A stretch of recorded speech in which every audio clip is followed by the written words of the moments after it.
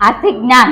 તો આર્થિક જ્ઞાનમાં પેલું અમીર ગરીબ. તો તમારે વિચારવાનું છે કે તમારે અમીર બનવું કે ગરીબ. પણ અત્યારના લોકો તો બધા અમીર જ બનવા માંગે છે, કોઈ ગરીબ બનવા માંગતા નથી. પણ અત્યારે જે ગરીબ છે એનું શું? એને પણ એક દિવસ અમીર જ બનવું છે અને તે અમીર જ બનશે. પણ તે માટે તેને સારા કર્મ કરવા પડશે અને ધંધો પણ કરવો પડશે. તો આપણે તેના માટે નોકરી કરીશું કે ધંધો? તો તમારો વિચાર, તમે શું કરશો? ધંધો કરશો કે નોકરી? તમારે નોકરીમાં વધારે આગળ વધવું છે કે ધંધામાં? જો બિઝનેસ કરીએ તો પણ સારું છે, નોકરી કરીએ તો પણ સારું છે. પણ તમારે બિઝનેસ હોય તો તમારો ખુદ નો કહેવાય. નોકરી આપણે બીજા પર હાથ રાખીને કામ કરવાનું હોય છે. એટલા માટે વધારે તો ધંધો જ કરવો જોઈએ. હવે ગરીબી, બેરોજગારી, ભ્રષ્ટાચાર.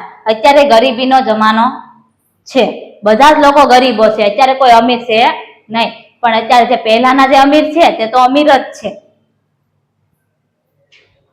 હવે આવે છે વ્યવહારિક જ્ઞાન. આપણે કેવા વ્યવહાર રાખવા જોઈએ, કેવા લોકો સાથે વ્યવહાર રાખવા જોઈએ. તો હું પહેલું કહીશ કે સાચો મિત્ર હોવો જોઈએ. આપણે સાચા મિત્ર સાથે સારા વ્યવહાર રાખવા જોઈએ. તે મિત્ર એવો હોવો જોઈએ કે આપણે જયારે અડધી રાતે કામ પડે ત્યારે પણ એ હારે હોવો જોઈએ. એનું નામ કહેવાય મિત્ર. જે આપણને ઘડીક હારે રહીને ઘડીક વયો જાય એને મિત્ર કહેવાય નહીં.